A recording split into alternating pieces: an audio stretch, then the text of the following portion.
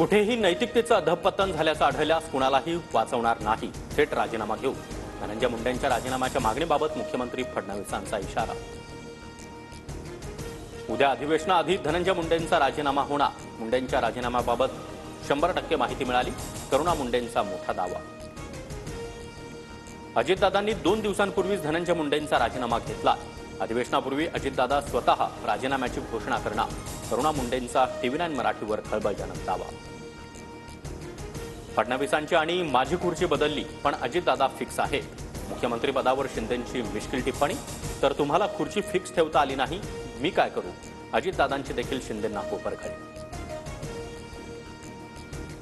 संतोष देशमुखांना मारहाण करताना आरोपींनी 15 व्हिडिओ 8 फोटो काढले. सीआयडीकडून आरोपी महेश केदारच्या फोनमधील व्हिडिओ आणि फोटो जप्त.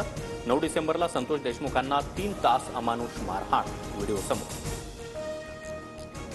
वाल्मिकनं अवादा कंपनीला दिलेल्या धमकीच्या कॉलचे तपशील समोर. सीआयडीच्या चार्जशीटमध्ये धमकीच्या सविस्तर संभाषणाचा उल्लेख. वाल्मिक कराडची अवादा कंपनीच्या अधिकाऱ्याला धमकी देत शिवीगाळ.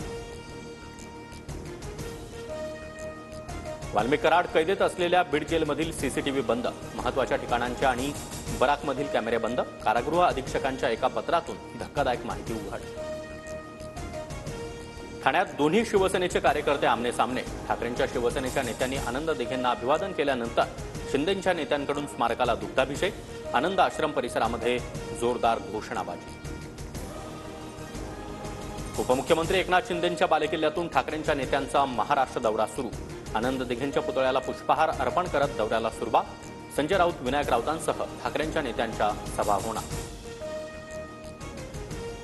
दाढीला आम्ही हलक्यातच घेतो, वजनदार समजत नाही. संजय राऊतांचं एकनाथ शिंदेंना प्रत्युत्तर. तर गंगेमध्ये कितीही डुबक्या मारल्या तरी पापं धुतली जाणार नाहीत, राऊतांची टीका.